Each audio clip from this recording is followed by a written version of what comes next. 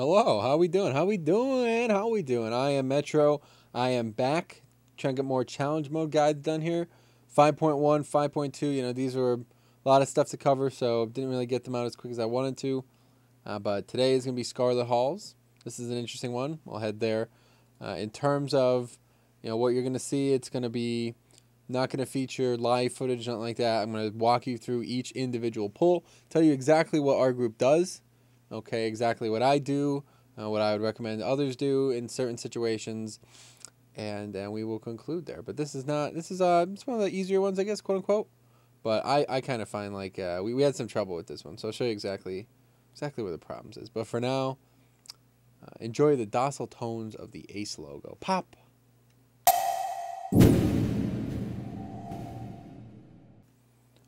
Okay, first conundrum that we kind of need to discuss before we actually look at it is how you deal with these guys. Now, when we came into this, we were under the impression that you could kind of like tag these guys, but still use the bucket to get a kill, like per one.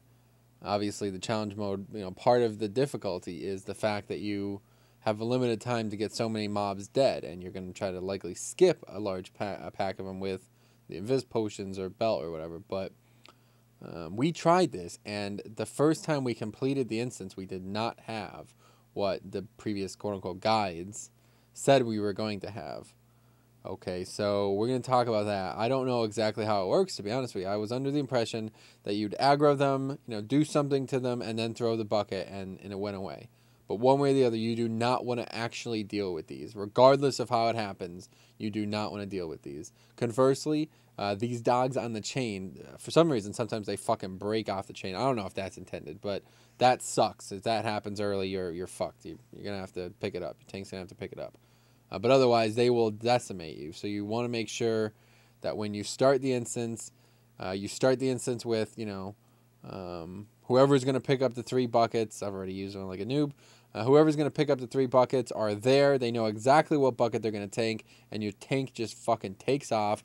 Pick up the bucket. I'll show you. Just takes off down the hallway, aggroes them, and tosses the bucket. You don't want to even touch anything else in this hallway. And then right up here again, you'll aggro them, hit it once, and somebody's going to pick up the bucket. You know what I mean? Very, very simple. Obviously, ran through this on normal, so I just one-shot it all, but yeah. So that's the first challenge you'll have to overcome. Okay, now this next challenge, the next real challenge in this dungeon, in my opinion, and one of the only ones that remain, to be completely fair, is this room entirely. The first few pulls in this dungeon are going to set you up for a gold. If you can get past these first few pulls without anybody dying or anything stupid happening, you'll be in good shape.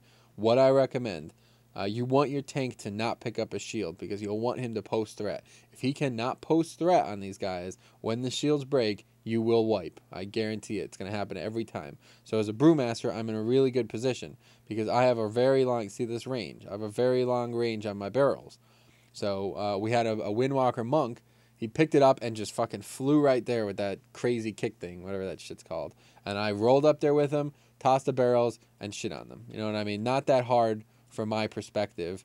But a Blood Death Knight could also put down, you know, Death and Decay. Paladins maybe throw the shield. I don't know. One way or the other, your tank needs to post threat on these guys before the shield break, essentially. Because if they do not, the first person they target, if they take any type of hit at all, they will die. Personally guarantee it.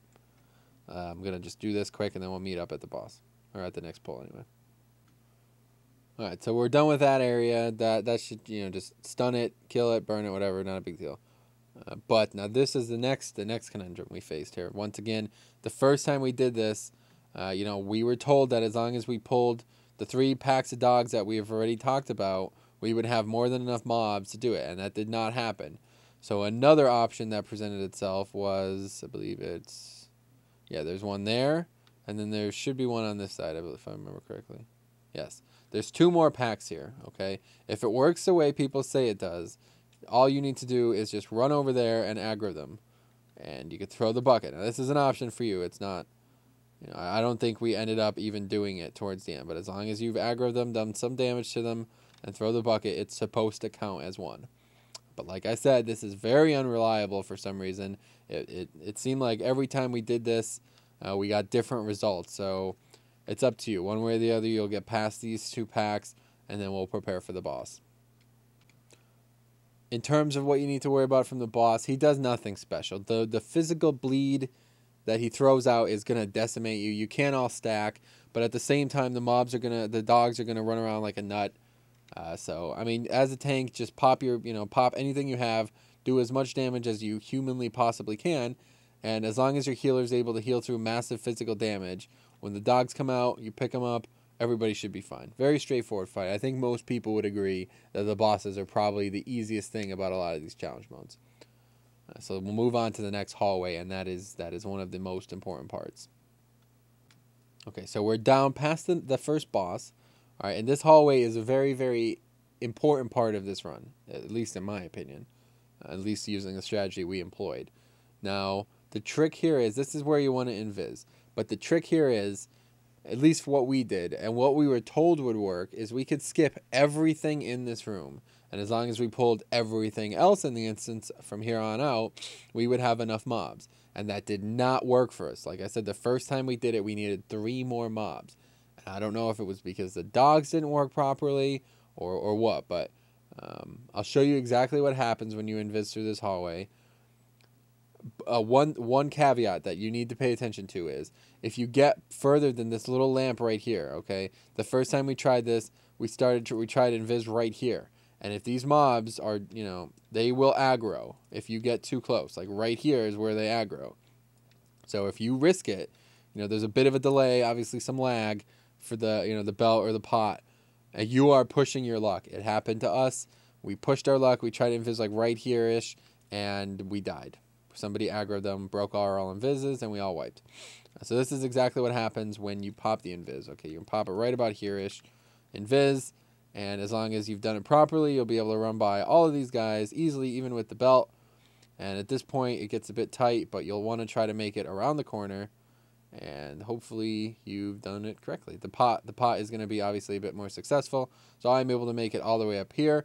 If you did not do it, perhaps you're lagging a bit, you'll likely aggro those mobs and you'll die, which is a very, very bad thing. We'll come back to how we dealt with the issue with the extra mobs, the thing that we're talking about previous, but how we didn't complete it the first time we actually killed the instance in a second. But for now, I want to set up exactly how the next few rooms are going to go. Alright, so at this point, you're ready to move on to likely the next boss, but if you're very unlucky, these mobs can become a real issue. Now, I'd recommend, you obviously have to have some type of frame plate on to see these pat, but basically just poke your head out. Whoever the first person makes it through invis, they need to come up here and scout it out, and if it's clear, then it's clear. You all run in here and you're doing the boss. We're going to assume it's clear, as that's how we handled it, but if you don't want to handle it that way, that's on you. I'll tell you exactly what you need to know about these packs, but in terms of the boss, let's look at that right now.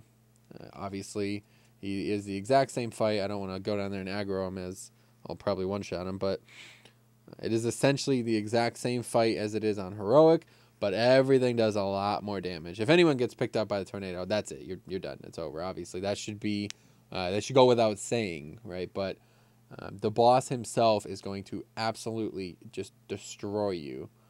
Let's see if I can get a few stacks of the actual buff to show you exactly what it does. But in terms of the tanking and the healing position, you guys are going to be hard-pressed. Better hope your DPS is good here, because if things don't go as quick as you'd like them, you're going to really struggle to survive this boss. Just waiting to see what the exact buff's called. So let me cut the video and come back to it. Yeah, ignore the background. Ignore the background. Anyway, yeah. So the actual ability is on the screen. It is Berserker Rage. Okay, he is enraged and gaining 4% damage every 3 seconds, and this is gonna absolutely decimate you. Right now, it's at 20 stacks. He's got 40% damage and speed increased by 20%. Dispels will remove 10 stacks of this buff. Right, so I'm not sure about all that. I don't believe we were able to dispel the buff. But one way or the other, this is, you need to make sure you have cooldowns up to survive this type of damage. At the end of the fight, it's sub 50%. He will just dominate you. Any type of tank, Death Knight, Paladin, Warrior, anything you have, you will be surprised, let's put it that way, at how much damage this fucking boss does. I'm pretty sure I had guard up, full stagger, everything was going my direction, and he was still just crushing me. I'm pretty sure I had to roll away and maybe even get a void shift when we did this with our discipline priest. But if you can survive the damage, this fight is nothing different than normal. All right, so on your way to the final hall, essentially. This is going to be an interesting pack. There's a few ways to deal with it. There's a lot of casters is the issue, right? That is the real issue. You know, the casters are going to make it really hard to properly AoE. So a few options you have is to pull them, line of sight them into this room and AoE them down if you want. They do drop the flame strike thing though, so that makes it a bit more complicated. Or essentially you can kind of just pick and choose your targets. We have a death grip and you know, silences and stuff like that, so we use those to our advantage. But just realize that there are, you know, essentially a lot of casters in this pack. So if you just charge in there, it's going to be very likely that you're going to get hit by abilities that you don't really want to, and you're going to probably not be able to move the pack as well as you'd like to in terms of optimal AoE. So just come in ready for that. But once you clear this pack, you're in really good shape to finish the boss, finish the instance anyway properly. So you clear that easily. Move up next. Next pack is the same deal. Okay, there's going to be a few pats. Right, so that guy's a pat. Those two stand still. The two guardians, and then the rest of them are pats. I'd try to get 4 or 5 at once if you can. Pull them out and AoE them down. Get them out here in the corner. Get them all nice and stacked up for your DPS. So come out all together if you get 3 or 4 of them. You know, just stun them and then AoE them down. Very, very easy. They do a lot of damage. They do that jolt ability. That's a normal mode ability, normal, heroic, whatever. But the rest of the pack, I would, depending on what you get, I would likely do the same thing. Just try to get them all in one little area so they could easily be AoE down, and you'll do much better DPS. Trust me. And that's what it's all about from here on out, maximizing your DPS. So make sure you've pulled all of these. Very important. Once again, you'll need, you know, the mobs, and I'm sure they'll aggro anyway, even if you don't. And then in this room, this is a bit different than it is on normal and heroic. There is another guard. Okay, so the first time we came through here, we pulled everything up to right here, started AoEing it down, and then one of those guards that come in and stun you or whatever they do, they hurt for sure. They'll aggro, and then they aggroed everything, the scholar and everything else.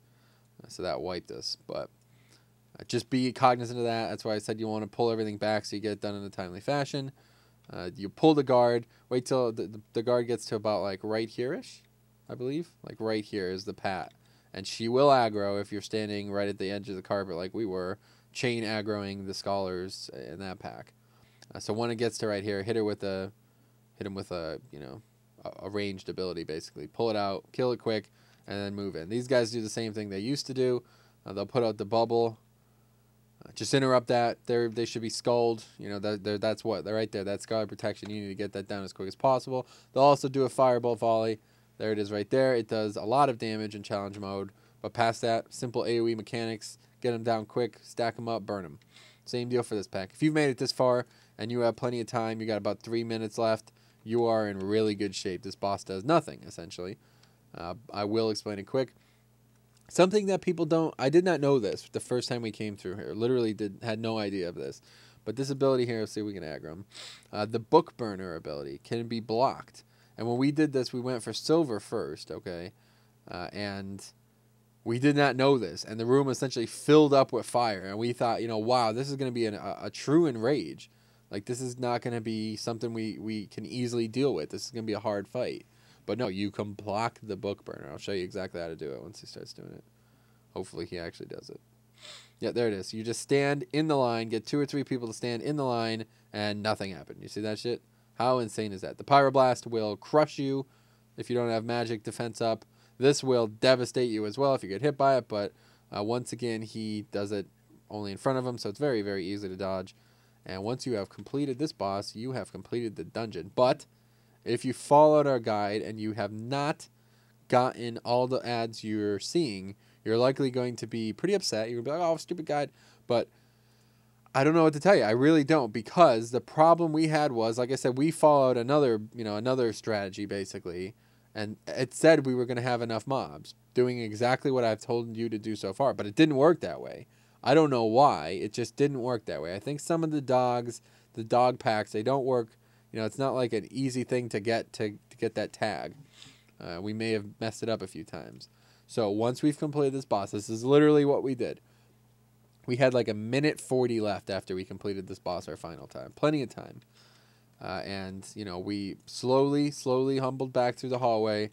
We used any speed boost we could to get back. And we went back, and I'll show you exactly what we did. We pulled a few mobs. There's going to be a lot more mobs in challenge mode. This is normal, as I've said. These mobs are not indicative of what there is in challenge mode. I believe there is 6 with the pack.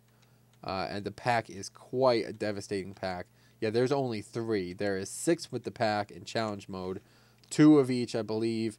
The evangelists need to be interrupted. They heal, and the evokers will absolutely decimate you. So, good luck. We only needed 4 mobs when we came through here. So what we did was I aggroed them, pulled them back right here, and we just went ham. We had lust back up by this point. I believe we lusted on the second boss, if I remember correctly. Maybe even on this one. I honestly don't know. But it's up to your group how you want to do it with lust. You'll probably be able to maximize that. If you do it on the first boss, it may be back up for the last boss, something like that. But I know we had lust up for this, so we probably didn't do a very good job of that. And we just killed them, burned them, and the last 2 remained alive, and that was it. So that's how we did it.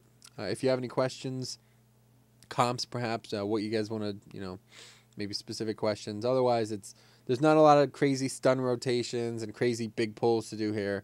It's one of the easier ones, definitely one of the shorter ones, but it can still really fuck you because, like I said, we had so many problems with those dogs early on. I don't know why they were breaking like they did. The chains were breaking. The random dog just runs at us while we're doing the first boss. It's not as easy as it may sound, but we did manage to get it done in, what was that, 12 minutes, 40 seconds. And the gold time is 13 minutes. And that is with, as I said, this blunder where we didn't have enough mobs. We had to run all the way back through this hallway. So options for you are, if you aren't comfortable, if you don't think the strat, like the dog thing, it doesn't look like it's working for you, just pull them before you get done with the hallway. It's up to you. You can handle it however you want. As I said, we did the last boss, then came back here and burned through the mobs. Wasn't too big a deal, but as long as you can get down that first pack, you'll be in really good shape. So hope you guys enjoy. We'll move through the few that we have remaining, and that'll be it.